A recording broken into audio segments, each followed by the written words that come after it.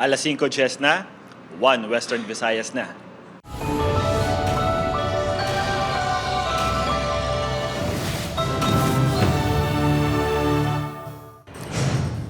Tutukan subong nga Martes. Big time oil price hike ginpatuman sugod subong nga adlaw. Pila ka PUJ drivers mapilitan nga magauntat biyahe kung padayon ang pagsaka sang gatong. Mga kooperatiba sang fiberglass boat nga nagabiyahe gimra sa Iloilo vice versa plano nga magpasaka sang 10 pesos nga plete. Pagpang-hold up sa 18 anyos nga babae sa barangay Villamonte nahuli kam. Isa sa duwa ka suspect nadakpan. Pila ka babaeng estudyante nakuhaan sang video nga nagadumugay sa Haniway, Iloilo. Lalaki nga may mga pilas ang pagkabuno na sapuan patay sa katubuan sa Talisay City. Kagido gin kalingawan online ang akto nga pagkuha sa pustiso sang iya for lolo.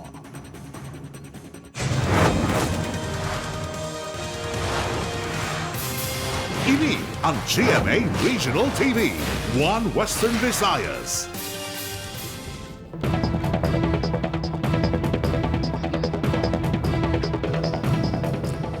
Mayong hapon mga kapuso, sa nagapangunang nga balita pagpatuman sa big time oil price hike subong nga adlaw, ginaagunto sang pila ka motorista. Pila ka PUJ driver ginakonsiderar nga maguntat biyahe kung magpadayon pa ang pagsaka sa presyo sang gatong. Ini ang gintutukan ni Kim Salinas. Impunto alas 6 kainasang aga, ginadya ang isa ka gasoline station sa Barangay Libertad, Santa Isabel, Haro ang presyo sang gatong sa ila display board. Subong adlaw, ginpatuman ang staggered big time oil price hike subong nga semana. Base sa Department of Energy, 5 pesos tubtob 11 pesos nga saka presyo sa kada litro sa gatong ang ginpatuman. Piso ang pinakamanubo nga saka kag 14 pesos ang pinakamataas. May 4 pesos tubtob 10 pesos pa nga saka presyo sa masunod nga inadlaw. Sa paglibot-libot sang news team sa Haro kag La Paz, 69 pesos ang pinakabarato nga diesel sa Barangay Huervana. Ang pinakamahal nga diesel ang makitaan sa kaiping nga gasoline station nga nagabalor sang 79 pesos and 90 centavos.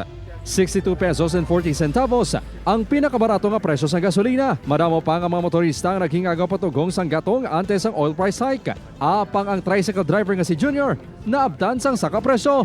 May kaso matubong man tagyapon. Bisan mag-sien pa na matubong man tagyapon. Hindi ta ka pangabuhi kung di ka magtubong. Nagaagunto ang PUJ driver sa ginpatuman nga saka presyo. Si Jeremy nga may biyahe haro si PU.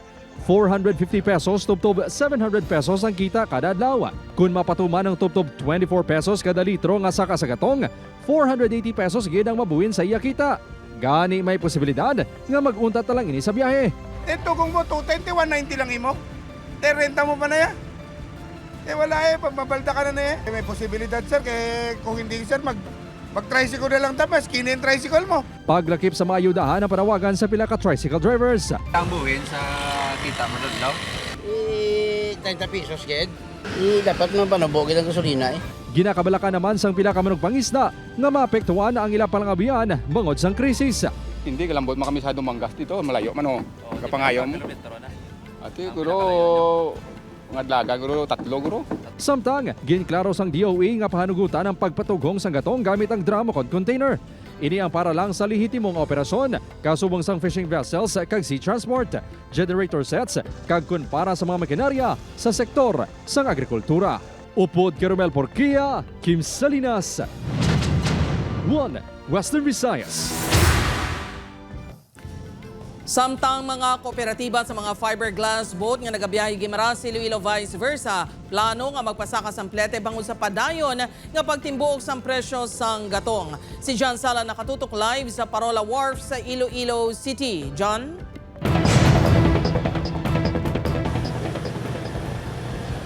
Dirt na hangpan sa mga operators sa fiberglass boats nga mabudlayan ang mga pasahero kung napasakaan ng ilang aplete. Apa kung hindi nila kuno inipatuman, sila naman kuno ang mamerdihan. Nagalabot sa 3.7 kagalon sang gatong magamit sang kada unit sang fiberglass boats ang pamos sa Marine Transport Corporation sa isang adlaw. Sang una yara sa kapin 1,000 ang magasto sa kada galon apang subong yara na sa 1,500. Apisar nagadugang ang presyo sang gatong. Nagapabilin sa gihapon sa 30 ang regular kag 25 ang discounted nga plete. Gani plano sa kooperatiba nga magpasaka sang 10 ka peso sa plete. Sa una, ang presyo pala is 50 something. Subong sa mga gas station na may ara na 70 plus. Ang pinakanubo is 65 up. Dako gini ang kita namon, grabe gini pagbuin. Kung mapatuman ini, dako kuno ini nga palasanon para sa mga estudyante kaangay kay Christian Cagraiza. Makinot na lang kuno sila sa iban nga bagay. Siguro buhinan ko na lang sa pagkaon, siguro sir. Mga muna lang, iba niya expenses. So istyo naman ni Raiza. Siguro mga 5. Pwede pa. Kaya kung everyday kasur ka puli-puli tapos amo na bi ang ipatong mo tag 10-10 so do ka dako gid ang mabuhin sa allowance mo. Pakigsapol pa ang bamo sa kang iban pa nga mga kooperatiba sa mga local government units sa Guimaras agud talakayo ng ila plano. Kaya iti ang gin-approve mo sa amon sang Marina sang una, sa amon sa mga CPC namon is 15 niya nga amon kuan mo. Amon titihan gid nga gin-approve. Suno sa alkalde sang Hordan nga si Mayor John Edward Gando, padalman pa sa mga alkalde sa probinsya o ng provincial government kung bala nagakadapat ang sakaplete. Will entirely depend on their presentation. Kaya siyempre, kinanglan Manila nga ipatpat sa aton nga mga local government units nga mapasaka sila kag ano ang antidad nga ipasaka nila. Ginatuna naman sa mga local government unit ang paghatag sang iban pa nga bulig sa transportation sector sa Guimaras kaangay sang fuel subsidy. Gintinguan sa news team nga makuha ang bahin sang Maritime Industry Authority 6 apang wala pa sang opisyal nga pahayag ang ahensya.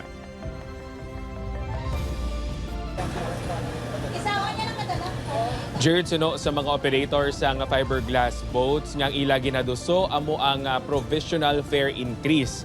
Butsilingon kung magbalik sa normal ang presyo sang gatong, bawion Manila ang saka sa plete. Jared? Madamong gate nga salamat sa update, John Sala.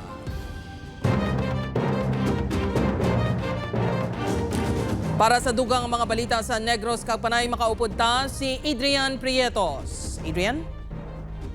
Yes, Jert, mga kapuso, madamong gid nga salamat. 18 anyos nga estudyante, bawgin hold up sa duwa ka lalaki sa Bacolod City. Insidente na huli ka. Yaring balita nga tudgin sa tuka. Nagalakad sa dalan Yakal sa Barangay Villamonte ang babayi sang ginponduhan sa motorsiklo sakay ang duha ka lalaki. Kunang tawon, kasubo nga may ginapamangkot lang duha sa babayi. Apang gintayaan na gali nila sa konsilyo ang 18 anyos sa estudyante ginkilala kay Alice Grace. Nagwa sa pagpangusisa sa mga pulisan niya papauri ng biktima halin sa eskwelahan sang ginhold up.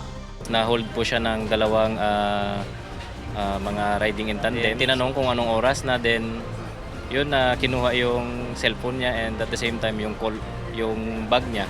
Sobrang madilim po kasi yung area kaya karoon ng opportunity. Nadakpan sa drug bypass operation sa Barangay 2 ang isa sa dua ka suspect na si Alice Nico, 32 anyos, taga Barangay Takuling. Na-recover sa iya ang 70,000 pesos kabalor sa suspected Cebu. Pina-verify naman ito namin sa biktima kung identify niya itong suspect. So yun, na-identify niya naman na yun po yung naging suspect. Wala na, naghatag sa mahayag sa news team ang biktima nga mapasaka sa reklamo nga theft batok sa mga suspect. Involvado man ang suspect sa pilang kaso sang pagpangawat kag posible konektado sa ginpatay nga si Wilton Borda sa Barangay Panukoy suno sa kapulisan. Ini siya isa sa mga masupog during referee hold up suspect ng Colon. Almost nagkalabiktima, in-identify ni siya nga nag-hold up sa ila. Itong masakwan, upod sila sa mga instances nga may mga robbery hold up. Opet Kiril Casillo, Adrian Prietos, 1 Western Visayas. Mga kapuso, grupo sa mga babae nagganitanay kang nagdumugay bangod sa gineligar, hindi pagintindihanay. Insidente nakuhaan sa video. Si John Sala nakatutok, exclusive.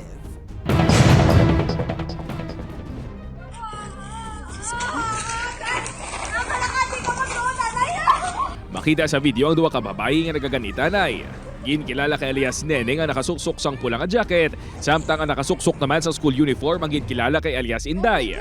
Matiyo-tion, nag-intra man na ginapasuni mga abyan sang duwa, tugtog nga sila man ang nagganitanay. Nauntat lang ang kinagamo sa nagpatungan ng iban pa nilang mga kaupdanan. Natabong insidente Biyernes ang udto sa atubang mismo sa barangay hall sang Abangay, Haniway, Iloilo. Kuya na doon kagin pasundan niya sang motor ang akon bata. Kagam mo na katong nga dinumugay na sila, nagtapungunay na sila. Duro tamo naghambal nga ang bata nga ni is may gang ni siya.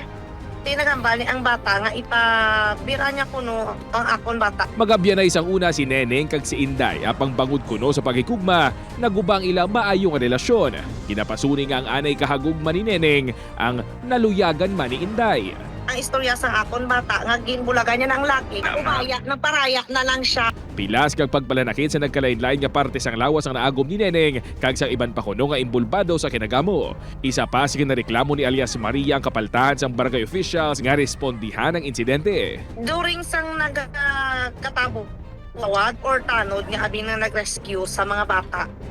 During nga nag-irnaway sanda. Nakalabot na sa Schools Division of Iloilo ang insidente kag nagapadayon ng investigasyon. Ang protocol abi naton Sir John is whether ang incident natabo inside or outside the school premises and during or after school hours. Basta nga ga-involve sa aton nga mga learners, immediately may reporting kita nga paghimuon kag may mga interventions kay gihatag si DepEd. Buwas magasapol sa barangay ang magtimbang nga bahin. Upod kay Hasi Shato, John Sala. 1 Western Visayas. Sa Negros Occidental, mga kapuso lalaki nga may mapilasang pagkabuno na sapuan nga wala na sa kabuhi sa katubuhan sa Talisay City. Yaring balita nga itong gintutuka. Pasado na sa ESK na sa aga na sapuan sa pinakamang residente ang ining lalaki nga wala na sa kabuhi sa katubuhan sa barangay Efegenio Lezares, Talisay City. May mapilasang pagkabuno sa dughan ang lalaki. Hindi siya familiar siya, no? Kag wala din siya may nakakilala siya. Sa pumuluyo dito sa Hacienda, kaya actually ginalabihan dito sa mga manguma. Pinaka-oras matapos masapuan, positibong ikilala sa iyang mga himatang lalaki nga si JV Arellano, taga-barangay Mansilingan, Bacolod City. As of now, ongoing ang investigation within the areas dito sa Bacolod City. Hindi pa kita pa-finalize sa Angulo. Ginpanulungan sa news team ang balay sang biktima sa barangay Mansilingan apang wala sang tawo. Ginatutukan pa sa Talisay City Police ang pinaka-post sa social media kung sa diin nakatag ang biktima nga ginaligar embolbado sa pagpang-scam sa mga salakyan. Opad Kiril Casillo, Adrian Pretos, 1 Western Visayas. Ini ang GMA Regional TV, 1 Western Visayas.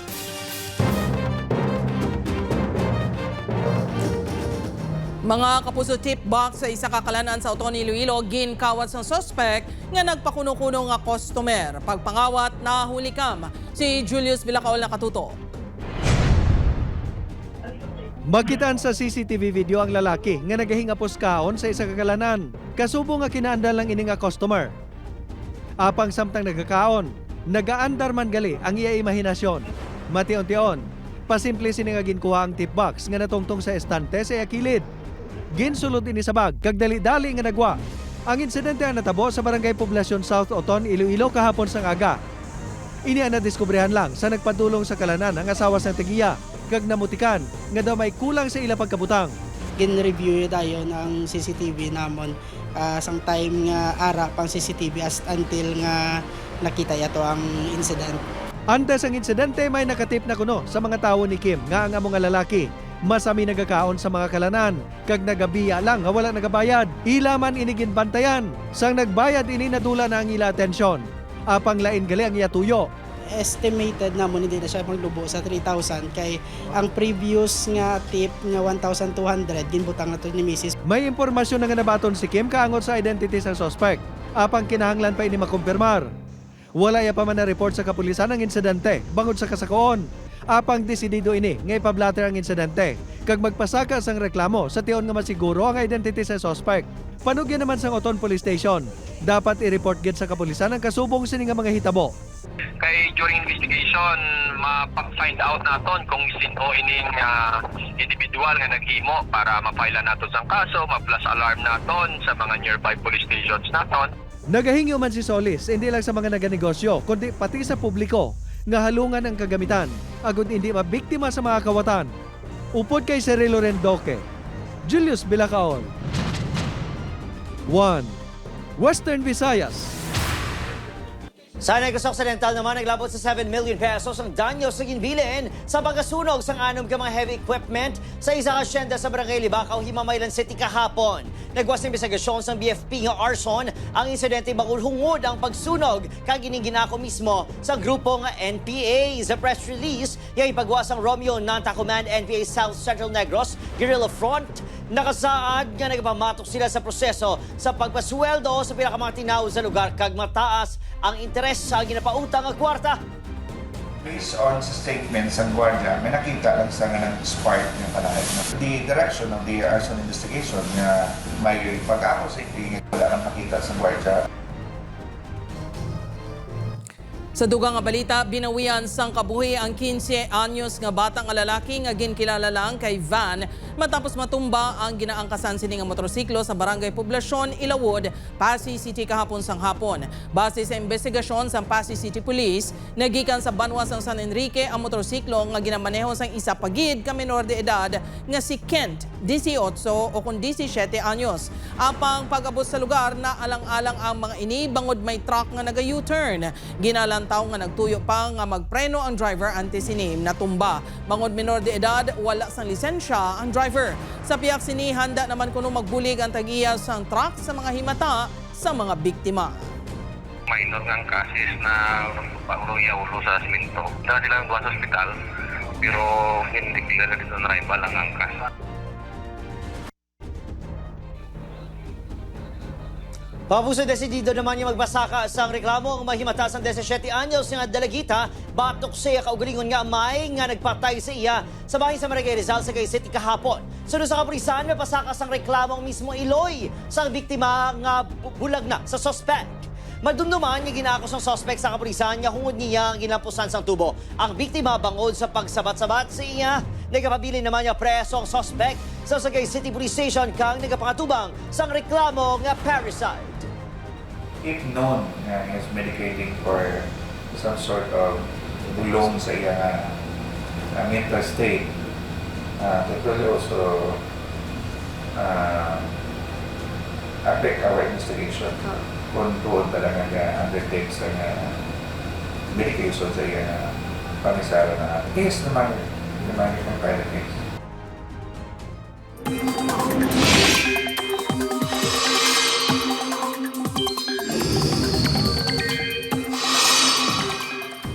Mga kapuso, nangin Baguio na ang low pressure area nga ginamonitor sa GWA sang Philippine Area of Responsibility. Ulihin nakita sa kalayuon nga 1,305 kilometers na sidlangan sang Eastern Visayas. Nagahulag ini na minhan na sidlangan sa kada segon nga 10 kilometros per ora. Sunod sa pag-asa, manubo ang tsansa nga magsulod sa Philippine Area of Responsibility o KUNPAR, pero magapaulan ang trough o kung extension sa Baguio sa iban nga bahin sa pungsod. Sa datos sa Metro Weather, may tsansa sang lapta-lapta nga ulan sa Capiz, Antique, kag pila ka bahin sang Negros Island Region.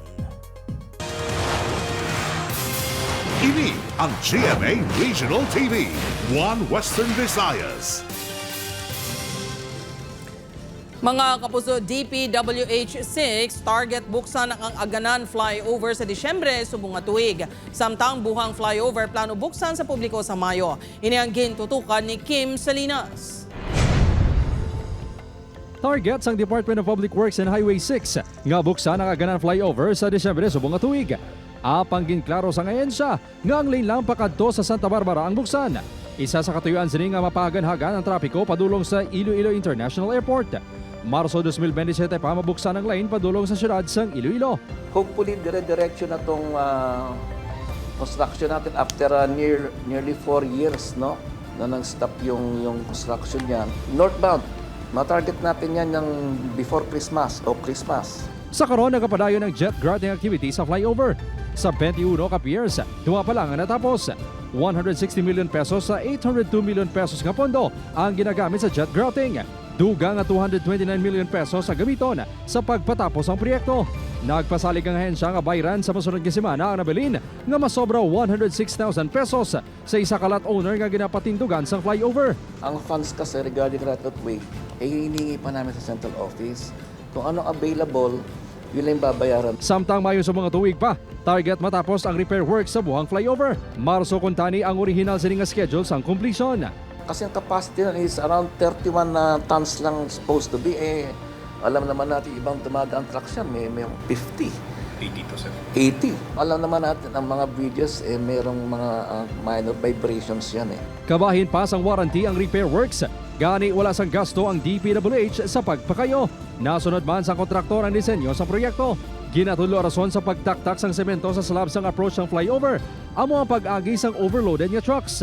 Kung matapos ang pagkayo, plano sang DPWH nga butangan sang gantry ang flyover. Upod Kiromel Porquia, Kim Salinas, 1 Western Visayas.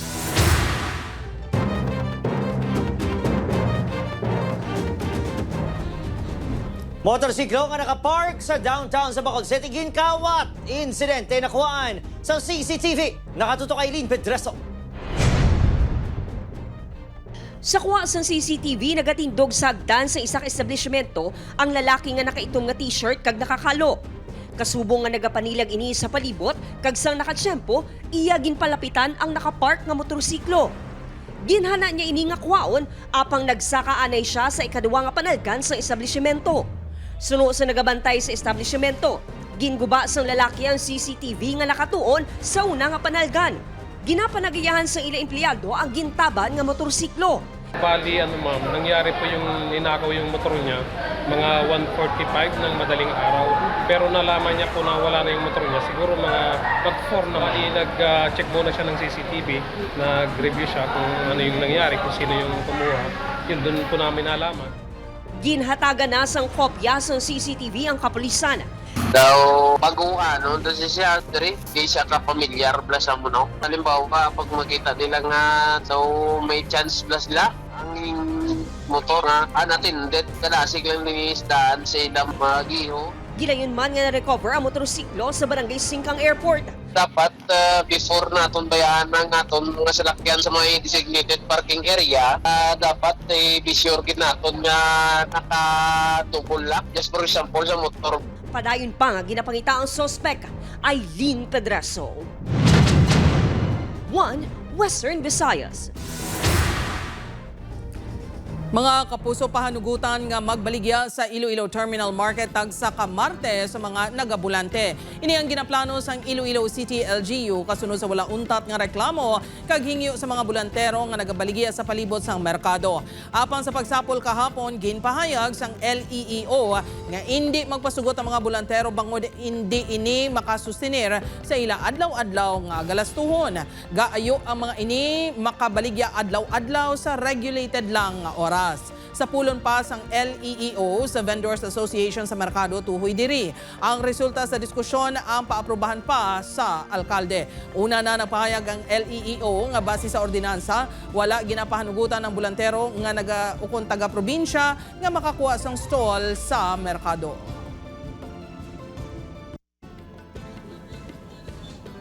O pasaway na recover naman sa sulod sa Metro Bacolod District Jail. Mail dorm ang siyam ka cellphone sa lima kay improvise ka mga patalom sa ginkasa ka Greyhound operation. Suno sa BJ-MPNAR ang mga na-recover lunsay, ginapag-iniyahan o kung ginapanag-iyahan sa mga PDL. Ginibisigaran ng anong ka-personnel sa BJ-MP Bangod sa posible kang tanan sang maini sa pagpalusot sang mga kontrabando. Palaligban kung paano nakalusot ang mga na-recover apisar sa hugot ng inspeksyon.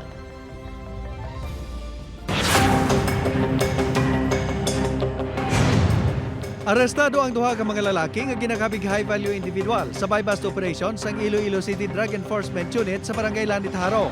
Ang mga arestado ang ginkilala kanday Sherwin Bunsay, 44 anyos, kag Jemar Mosa, 39 anyos, lunsay residente sa among barangay. Nakuha sa mga subject ang ginabuluban ta 85 gramos sa suspected shabu nga nagabalor sang 578,000 pesos.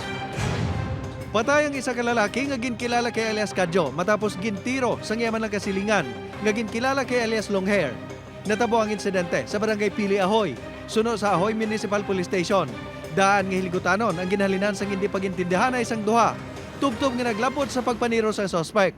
Suno sa kapulisan, kilala nga maoy ang sospek kung mahubog.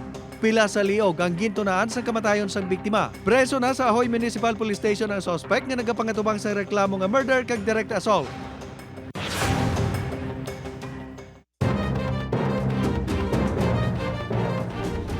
Mabusog kinkompirmar naman sang barangay official sang Tangob nga lakip sa Badak List ng pangalan ni Wilton Borda. Ang lalaki nga nasapuan niya patay sa bahin sa barangay Panukoy sa nagligan niya semana. Nagagamit sa iligal nga drug ang biktima sunog pa sa punong barangay. Nagasanto manini sa pahayag sa kapulisan niya posible konektado sa iligal nga drug ang motibo sa pagpatay sa biktima. Sa suboong mayara na sila sa ginalantaw nga person of interest. Siya. So, ang ara sa watchlist ko, ginpatawag ko man siya. Personal kadua, ang tatana na, gawsar gid siya. Tanan niyang gulo, pwede. Badak listed siya. May kami ara na kami mga person of interest.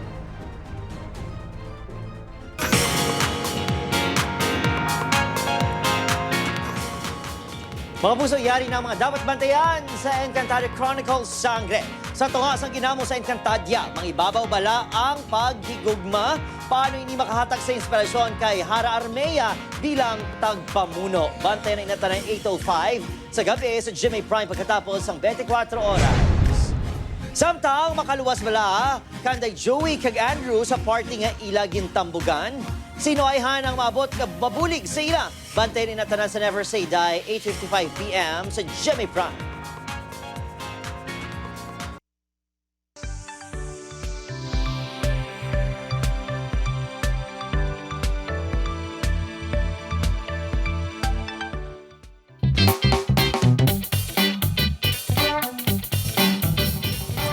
Mga kapuso kasubong nga nagahampang sang fetch game ang fur baby nga si Zufo, pero imbes nga dog toy pustiso ang iyagin kagat-kagat kag ginampangan. Sunod sa uploader nagakapilang ang iya lolo kag ginbayaan sa lamisa ang pustiso sang gintaban ni Zufo na naguinay sa idalom sang sofa kag masadya nga ginhampangan. Pero syempre, ginbalik man ini ni Zufo sa iya fur lolo. Sa aton mga kapuso diri sa Western Visayas kag Negros Occidental subong man sa aton mga kapuso abroad. Madamong ganyang salamat sa pagtutok. Mag-isa kita kag ibalo ng mga balita tungod local news matters. Ako si Gertrude Charlatan, ini ang One Western Visayas, bugos nga puwersa para sa mas dakong misyon kag mas masangkad nga pagserbisyo sa pungsod.